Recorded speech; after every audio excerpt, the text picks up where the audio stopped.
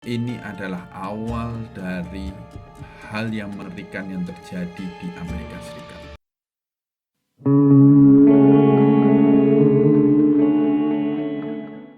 Selamat datang di channel Coco Sandy. Kali ini kita akan membahas mengenai Zodiac Killer, pembunuh yang sampai hari ini belum diketahui identitasnya dan sudah terjadi 50 tahun yang lalu. Peristiwa ini sempat menggemparkan warga Amerika Serikat, tepatnya warga California Utara, sekitar tahun 1960-an sampai dengan 1970-an. Pembunuh ini terkenal karena dia sudah mengaku membunuh 37 orang, dan lebih menariknya adalah dia berani-beraninya mengirim surat kaleng yang ditujukan kepada kepolisian dan memberi kode sandi di dalam surat tersebut yang berisi mengenai identitas si pelaku sendiri. Mari kita masuk ke ceritanya. Dari 37 pembunuhan yang diakui oleh Zodiac Killer, hanya 7 yang diakui resmi oleh peneliti dan kepolisian. Yang pertama terjadi pada tahun 1968, tepatnya di Lake Herman Road, Venesia, yang menimpa David Arthur Faraday dan Betty Lou Jensen. Jadi ceritanya, dua sejoli ini sedang berpacaran di dalam mobil mereka di tepi danau tersebut. Lalu tiba-tiba si pembunuh datang menghampiri mereka, langsung menodongkan senjata ke kepala David dan langsung menembaknya, sehingga dia langsung mati. Kemudian Betty berusaha lari keluar dari mobil tersebut, lalu dia ditembak sebanyak 5 kali dari belakang oleh Zodiac Killer. Nah, kejadian pertama ini dianggap polisi sebagai pembunuhan biasa, tapi yang tidak diketahui polisi, ini adalah awal dari hal yang mengerikan yang terjadi di Amerika Serikat. Lalu, pembunuhan yang kedua terjadi pada tahun 1969, tepatnya di Blue Rock, Vallejo. Kejadian ini kembali menimpa dua sejoli, yaitu Michael Matthew Reynolds dan Darlene Elizabeth Ferrell. Kali ini pembunuh benar-benar melakukannya dengan sangat kejam.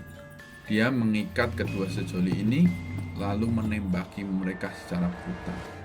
Elizabeth tertembak sebanyak 5 kali dan Michael tertembak sebanyak 4 kali. Beruntungnya Mike, dia masih bisa selamat dari kejadian ini. Yang lebih parah lagi dari kejadian ini, si Zodiac Killer berani-beraninya menelepon dari telepon umum ke pihak kepolisian dan mengakui perbuatannya telah melakukan tindakan kriminal terhadap dua sejoli tersebut.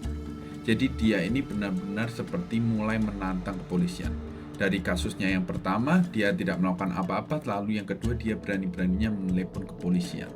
Selang beberapa waktu setelah kejadian kedua tersebut, tepatnya pada tanggal 31 Juli 1969, 3 surat kabar mendapat kiriman surat kaleng dari si pembunuh tersebut. Isi dari ketiga surat itu sama persis, yang menunjukkan bahwa dia mengakui perbuatan pembunuhan yang menimpa dua kejadian terakhir ini. Dan uniknya, dari ketiga surat tersebut, masing-masing yang dikirim ke surat kabar yang berbeda, terdapat 3 kode sandi yang berbeda. Dan juga pembunuh mengancam akan membunuh lebih banyak orang apabila kode sandi yang dia berikan kepada surat kabar tersebut tidak dipubliskan di koran esok harinya. Sehingga ketika surat kabar tersebut akhirnya terpaksa mempublikasikan kode-kode yang dikirim oleh Zodiac Killer.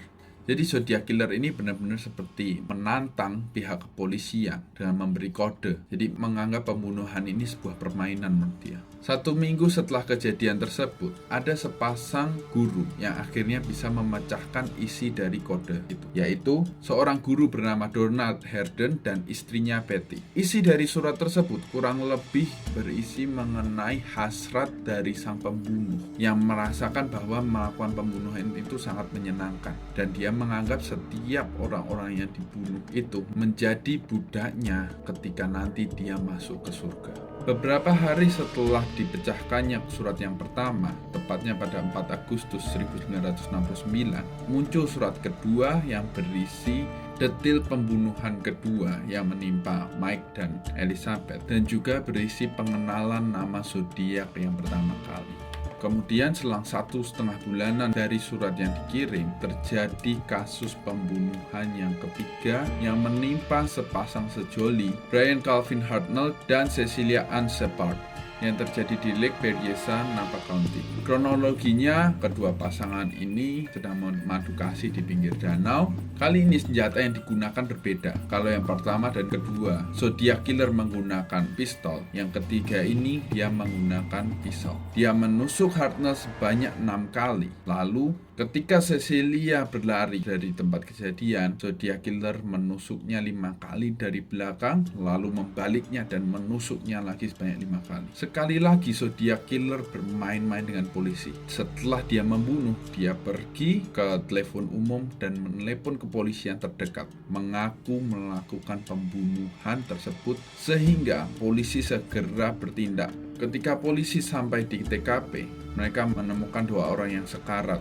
Mereka segera dilarikan ke rumah sakit, namun Cecilia tidak dapat diselamatkan. Dan syukurnya Hartnell bisa diselamatkan dari kejadian tersebut. Selain itu, di TKP, polisi menemukan ukiran yang ada di mobil kedua pasangan ini yang berisi mengenai tanggal 2 pembunuhan sebelumnya. Jadi si Zodiac Killer ini mau menunjukkan bahwa ini loh, saya lagi yang membunuh. 2 minggu setelah kejadian tersebut, hal buruk menimpa seorang sopir taksi bernama Paul Listein. Tepatnya pada tanggal 11 Oktober di San Francisco. Dia ditembak mati oleh seseorang dari jarak yang sangat dekat ketika dia berada di dalam mobilnya. Polisi mengira kasus ini bukan dilakukan oleh Zodiac Killer karena dari 3 kejadian sebelumnya, Zodiac Killer membunuh sepasang kekasih.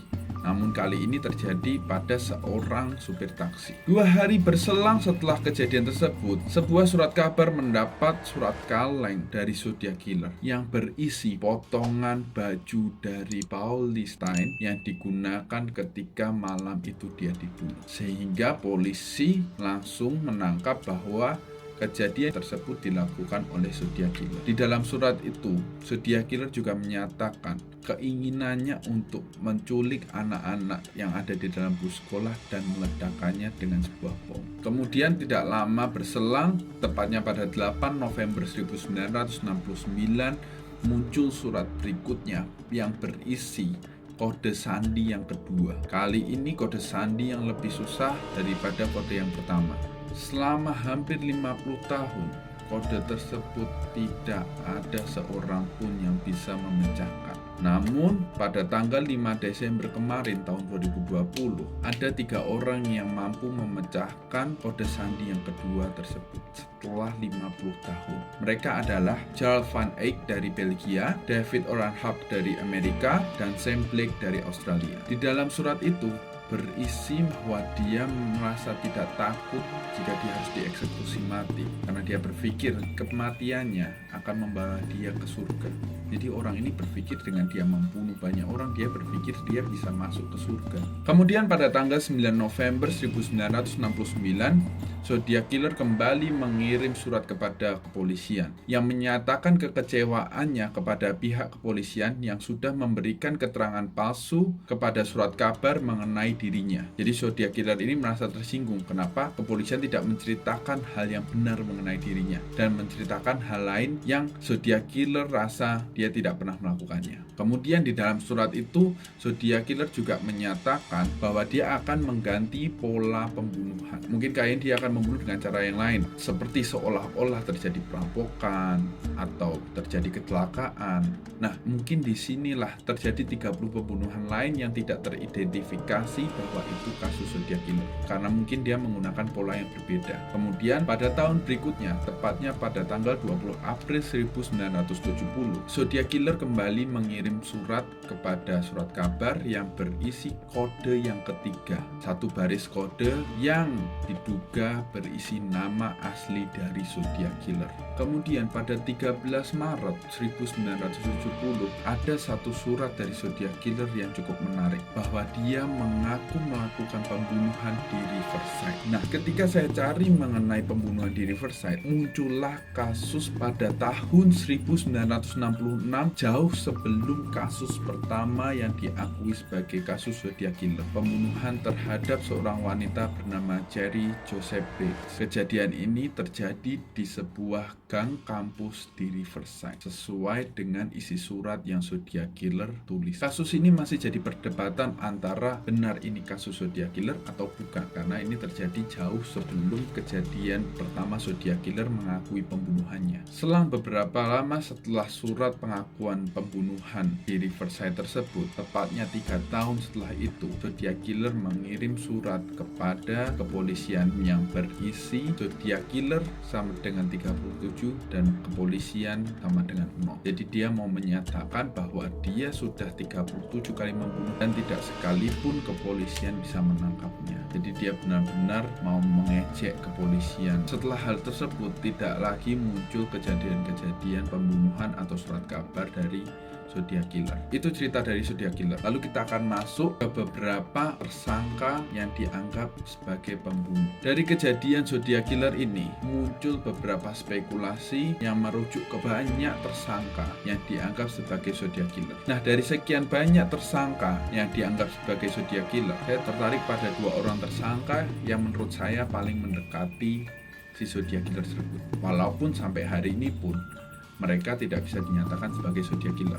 Yang pertama yaitu Richard Gaikowski. Banyak orang yang menjadi saksi di kasus pembunuhan supir taksi si Pauli Stein dan mereka melihat ciri-cirinya mirip dengan orang ini. Kemudian petunjuk yang kedua, seorang polisi wanita yang sempat mengangkat telepon dari Zodiac Killer waktu dia mengakui pembunuhannya. Dia mendengar suaranya mirip dengan Richard. Lalu petunjuk yang ketiga, si Richard ini sempat 3 tahun masuk ke rumah sakit jiwa. Dan selang dari 3 tahun tersebut, secara kebetulan Zodiac Killer tidak pernah mengirim surat. Dan petunjuk keempat yang cukup mengerikan, beberapa saksi menyatakan bahwa Richard sempat mendatangi pemakaman dari Pauli Stein. Nah, namun teori-teori ini dipatahkan oleh sidik jari dari Richard tersebut yang tidak sesuai dengan sidik jari yang ditemukan di salah satu surat kaleng yang dikirim Zodiac Killer yang sempat ditemukan adanya sidik jari.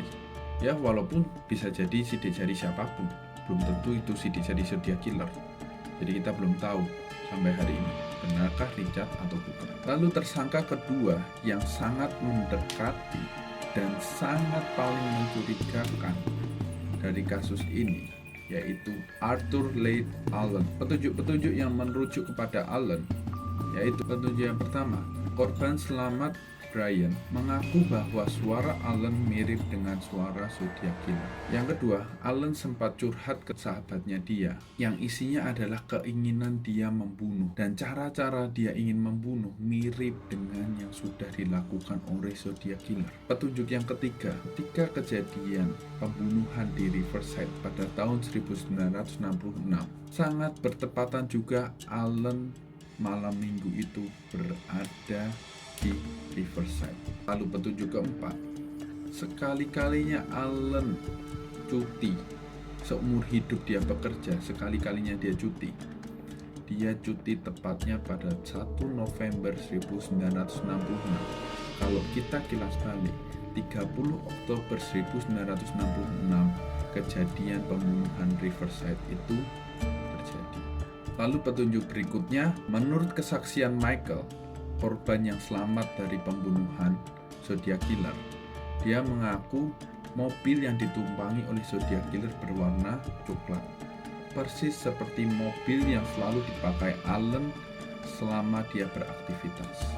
Dan petunjuk terakhir yang sangat menggemparkan, pada tahun 1991 Michael mengabari polisi ketika dia melihat wajah Allen. Dia langsung berkata, ini wajah Zodiac Killer yang waktu itu berusaha membunuhnya.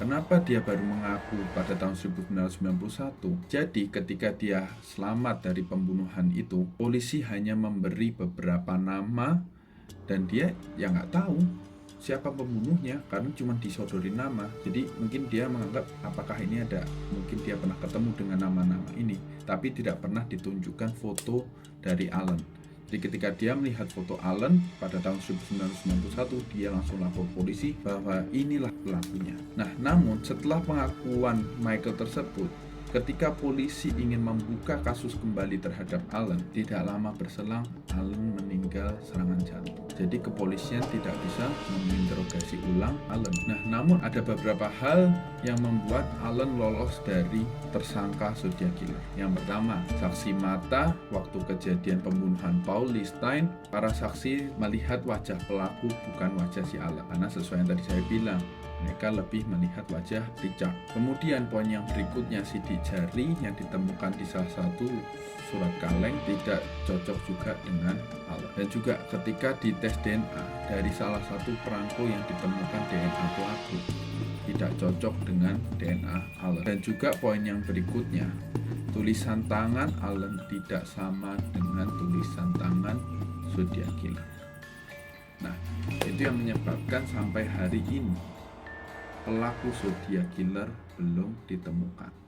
Dan saya berharap, dan teman-teman juga pasti berharap, supaya kode-kode berikutnya bisa segera dipecahkan dan nama Zodiac Killer, pelaku aslinya, bisa ditetapkan. Ya, itu saja cerita mengenai Zodiac Killer yang bisa saya sampaikan. Jika teman-teman ada yang mau didiskusikan atau yang mau ditambahkan, bisa komen di bawah sini.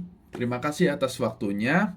Saya pamit undur diri. Like kalau kalian suka video ini, komen di bawah juga kalau kalian ingin berdiskusi, lalu share ke teman-teman kalian, dan yang terakhir jangan lupa subscribe channel YouTube ini untuk mendapatkan video-video yang berikutnya.